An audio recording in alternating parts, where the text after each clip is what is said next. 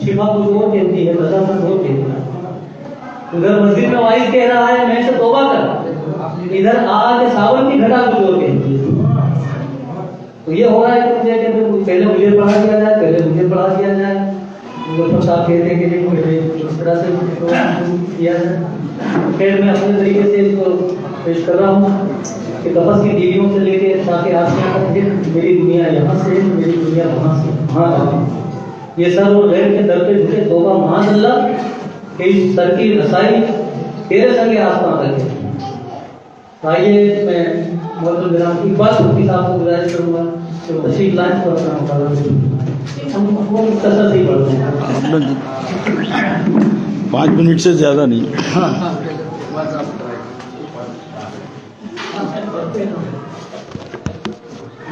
बिस्मिल्लाहिर्रहमानिर्रहीम। चूँकि सूफिया की खिदमत का उन्वान है और आपने पहले 2-3 मकालों में सुन भी लिया कि उर्दू की बुनियाद जो है वो मैं जहाँ का रहने वाला हूँ पट्टन। मैं आपका बतला दूँ, बहुत सा मुताला मैंने अपनी ज़िंदगी में किया पट्टन के बारे में। 750 साल तक हिंदुस्तान की राजधानी पट्टन रही है और उसमें 400 साल पहले भी, यानी उससे पहले जो राजा महाराजा थे, गायकवाड़ का ज़माना था, वो भी तारीख पढ़ी और उसके बाद सूफिया किराम की तारीख भी पढ़ी।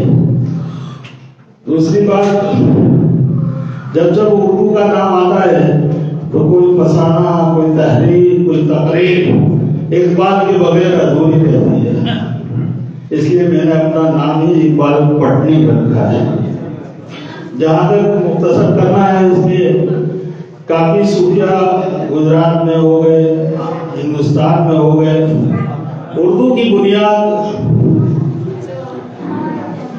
में सूफिया हज़रात नाम तो सब वही लौटाए जाएंगे, लेकिन उनकी बोली कैसी थी अपने अपने ज़माने में।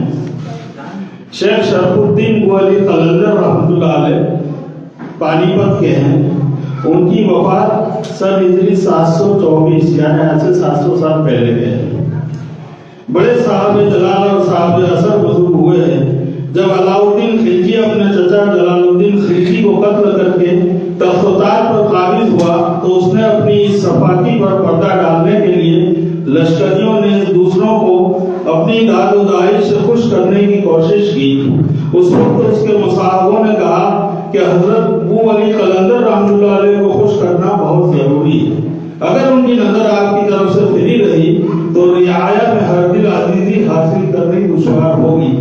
ये फकरे पर आप गौर करें कि राजा भी बैठता तो क्या रियाया की खुशनुदी हासिल करने के लिए सूफिया की तरफ मुतवज्जे होता था, जैसा कि आज भी हो रहा है। अलाउद्दीन ने चाहा कि अपनी तरफ से किसी को उनकी खिदमत में भेजे, लेकिन किसी को हिम्मत न हुई। आखिर अमीर खुसरो इस काम पर मुतय्यन हुए रहमतुल्लाह अलैह। उन्होंने गा बजा कर हजरत को खुश कर लिया। इसके बाद हजरत ने भी अपना कुछ कलाम सुनाया, जिसे सुनकर अमीर खुसरो बहुत आबदीदा हुए। हजरत ने फरमाया, देखो यहाँ उर्दू की बुनियाद है, तड़का कुछ समझदार है, यानी ये लड़का कुछ समझदार है। अमीर खुसरो ने कहा, इसीलिए तो रोता हूं कि कुछ नहीं समझता। ये सब उस जमाने की 750 साल पहले की उर्दू है। साहबे फरंग आसिफा लिखते हैं कि हिजरी 7वीं सदी वाहिद मोहम्मद तगलक शाह अलाउद्दीन खिलजी जिस जबान का रिवाज था, उसकी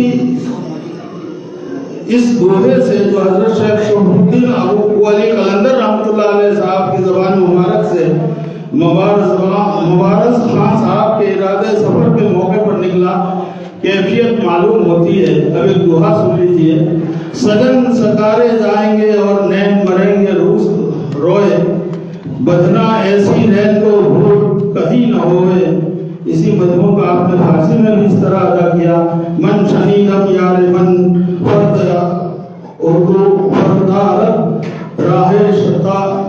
یا الہی تا قیامت بر نیامت آفتاب۔ اس کے بعد ایک اور صوفی ہے شیخ شرف الدین یحییٰ منیری رحمۃ اللہ علیہ۔ منیر بہار کا ایک حصہ ہے اور اسی سے منسوب ہے۔ پوربی اور ہندی بھاشا کے وہ شاعر تھے۔ اب یہاں جہاں جہاں ہمیں ہندی آئے گا وہ ہندی بعد میں اردو ہی میں تبدیل ہوا ہے۔ ان کا ایک شعر ہے، مکہ ہے، کالا ہنسا نہ ملا بسے سمندر دی، پگ پسارے یکے ہرے نرمل ہرے نر مل کرے سوری۔ یہ وہ ہے اور کیا اس کو بولتے ہیں جو بہلیاں بولتے ہیں وہ، در در ہے نہ پیر شرف کرتے مائی کہیں درد کچھ نہ بسائے، گرد چھوئے روار کی سو درد دور ہو جائے۔ یعنی یہ سانپ اتارنے کا ایک وہ شعر ہے، وہ کرتے تھے اس زمانے میں، سانپ اتارنے کے لیے بس یہ پڑھ لیا تو سانپ کا زہر اتر جاتا تھا۔ اب امیر خسرو کا ذکر ہے۔ امیر خسرو رحمۃ اللہ علیہ سلطان الاولیاء حضرت شیخ نظام الدین اولیاء رحمۃ اللہ علیہ کے خاص مرید تھے اور انہی کے خادم تھے۔ سلسلہ چشتیہ میں عجیب صاحب کمال وسیع مشرف صاحب دل اور صاحب ذوق بزرگ گزرے ہیں۔ ہر ملت و مشرب کے لوگ ان کے یہاں حاضر ہوتے اور ان کے عرفان و زندہ دلی سے فیض پاتے تھے۔ انہوں نے کئی بادشاہوں کا زمانہ دیکھا اور بعض بادشاہوں نے ہرچند یہ چاہا کہ وہ ان کے دربار میں حاضر ہوں اور اس معاملے میں سختی سے پیش آئے، مگر شیخ نے مطلق پرواہ نہ کی اور آخر ان جبار بادشاہوں کو نادم ہونا پڑا۔ امیر خسرو کو بھی سلطان اولیاء کی درگاہ سے پہنچا تھا۔ وہ ان کے خاص مریدوں میں تھے اور اکثر ان کے ناموں کو سن کر محبوب ہوتے تھے۔ امیر خسرو نے موسیقی میں جدتیں دکھائی اور فارسی اور ہندی موسیقی کو ملایا ہے، اور زیادہ تر غالباً یہی وجہ تھی کہ انہوں نے ہندی میں نظمیں اور دوہے لکھے۔ افسوس ان کا ہندی کلام اب تک دستیاب نہیں ہوا۔ تذکروں میں کہیں کہیں بعض چیزیں مل جاتی ہیں۔ میر تقی میر نے اپنے تذکرہ نکات الشعراء میں ان کا یہ قطعہ لکھا ہے: زر گر پسرے چور ماہ پارا، کچھ گھڑیے سواریے پکارا، نقد دل من گرفت و شکست، پھر کچھ نہ گڑھا نہ کچھ سنوارا۔ یہ فارسی اور اردو کا ملاپ ہے اس کے اندر، اور یہ شعر میر تقی میر نے لکھا ہے۔ اب میں جہاں پر ہم بیٹھے ہیں ان کا نام لینا ضروری سمجھتا ہوں۔ حضرت شیخ احمد کھٹو رحمۃ اللہ علیہ، سرخیز احمد آباد، متوفی 849۔ یعنی میں دھیرے دھیرے قریب آ رہا ہوں۔ شیخ کے حالات و ملکوتات میں 2 کتابیں ہیں جو ان کے عقیدت مند لوگوں نے لکھی ہے: مرقات الرسول جن کا حاجی میاں صاحب نے ذکر کیا، اور دوسری ہے تحفۃ المدارس۔ شیخ کا فارسی کلام ان کتابوں میں کہیں کہیں ملتا ہے۔ احمد تخلص صاحب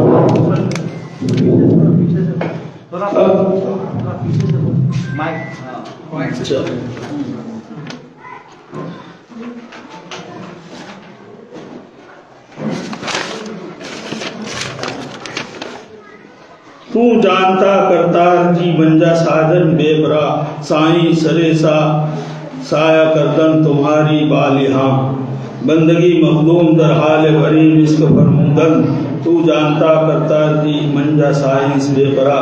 یہ ان کا ایک شعر ہے فارسی میں۔ ایک دفعہ ایک قصہ ہے چھوٹا سا، آپ ذرا سنبھال کے اس کو سننا۔ شیخ احمد کھٹو رحمۃ اللہ علیہ کیسے صوفی بزرگ تھے، ہر ایک کی اصلاح کرتے تھے۔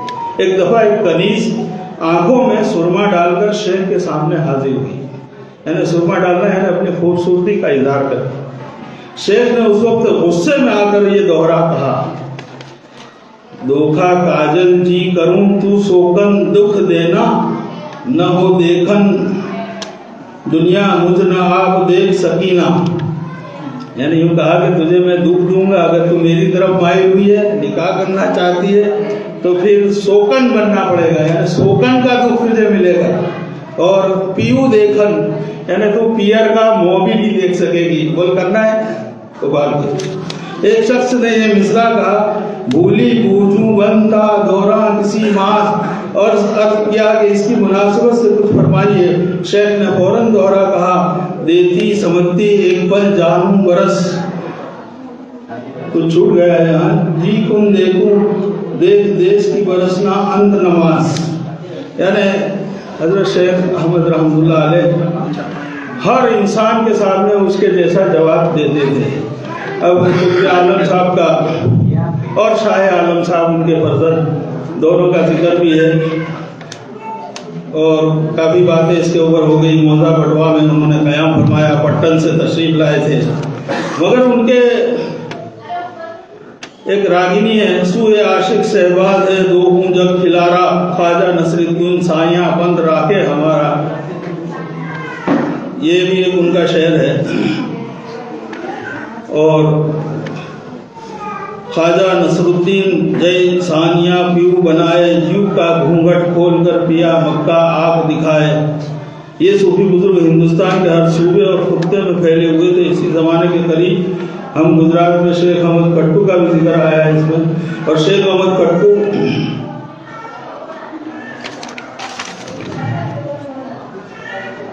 ایک واقعہ مذکور ہے کہ جب آپ کے فرزند شاہ محمود معروف ہر شاہ بٹ کے ہاں شاہ راجو پیدا ہوئے، یعنی قطب عالم صاحب کے بارے میں، جو ابھی ہمارے صدر صاحب جو پہلے انصاری صاحب نے بھی کہا لوہا ہے کہ لکڑی ہے کہ پتھر ہے، وہ بھی اردو کا مصرع تھا۔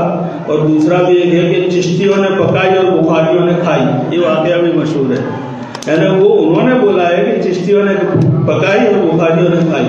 ایک دوسرا واقعہ یوں مذکور ہے کہ آپ کے فرزند شاہ سید محمود معروف بادشاہ بٹ کے ہاں شاہ راجو پیدا ہوئے، جو اپنے اور بھائیوں سے چھوٹے تھے، تو جس وقت ان کے تولد کی خبر آپ کو پہنچی تو شاہ محمود سے جو سامنے بیٹھے تھے فرمایا، بھائی محمود خوش ہوا سانتھی، وڑا تسانتھی وڑا سانڈے گھر جلال جہانیاں آیا۔ یہ بھی اردو کا مثل ہے۔ اب چونکہ مختصر کرنا ہے پھر بھی ایک اور، محمد پر میں کھڑیا سائیں پریم چکھائے۔ باجن کا بھی ذکر آیا، شیخ بہاؤالدین باجن، ان کے بھی مصرے سن لیجئے، زیادہ تفصیل میں جانا نہیں چاہتا۔ یوں باجن باجے رے اسرار چھاجے، مندل من میں دھمکے رباب رنگ میں جھمکے، صوفی ان پر ٹھمکے، یوں باجن باجے رے اسرار چھاجے۔ میں گستاخی معاف کروں گا، ہمارے سب کے استاد المحترم محترم محی الدین بمبا والا صاحب ہے، اور یہ وہ پرانی اردو ہے کہ جس کے تلفظ بھی مجھ سے صحیح ہیں، پھر بھی یاد دہانی کے طور پر کتابوں کا تجسس کرنا ضروری ہے۔ حضرت شاہ محمد غوث گوالیاری شاہ محمد غوث بہت بڑے بزرگ رحمۃ اللہ میں سے تھے، اور شیخ وجی الدین جیسے بلند پایا عالم اور شیخ بھی ان سے ارادت رکھتے تھے۔ یعنی شاہ وجی الدین جو ہے نا، ان کے شیخ تھے وہ شاہ محمد غوث گلیا، شیخ دوسرے تھے لیکن ان سے بہت سارا فائدہ حاصل کیا۔ تو شاہ محمد غوث کا ایک ہندی قول سید ہاشم کی زبانی بیان کیا گیا ہے کہ بھیکی بچہ خدا کو نہ ملے، بھیکی بچہ خدا کو نہ ملے، یعنی جو بھیک مانگے وہ خدا اس کو نہیں مل سکتا، یعنی جس کا تعلق صرف اللہ ہی سے ہونا چاہیے اس کو خدا ملتا، یعنی بھکاری کو خدا نہیں ملتا۔ ان کے بعض اور اقوال ہندی اشعار بھی میری نظر سے گزرے ہیں۔ اب شیخ وجی الدین علوی آخری میں ہے، بہت بڑے عالم اور صاحب باطن ہوئے ہیں، صاحب تصانیف ہیں۔ میں نے ہمارے استاد حضرت مولانا عبدالحق تارابوی سے سنا کہ شاہ وجی الدین علوی کی درسگاہ اس زمانے کی سب سے بڑی یونیورسٹی تھی، یعنی دنیا میں اس قسم کا کوئی مدرسہ نہیں تھا۔ اتنے بڑے بزرگ تھے، لیکن افسوس یہ تھا کہ ان کا کتب خانہ پورا ختم ہو چکا ہے، ایک بھی کتاب وہاں پر نہیں ہے۔ بہت بڑے عالم اور صاحب تصانیف ہیں۔ سن ہجری 910 میں محمود آباد چانپانیر میں پیدا ہوئے اور سن 998 میں انتقال فرمایا۔ آخر عمر میں احمد آباد میں درس و تدریس اور تعلیم و تلقین میں مصروف رہے، اگرچہ وہ اور ان کے خاندان کے دوسرے بزرگ شاہ بہادین کے مرید تھے، لیکن فیض روحانی اور معرفت الہی شیخ محمد غوث سے حاصل ہوئی۔ آپ کے مریدوں نے آپ کے ملفوظات کتاب کی صورت میں جمع کیے ہیں۔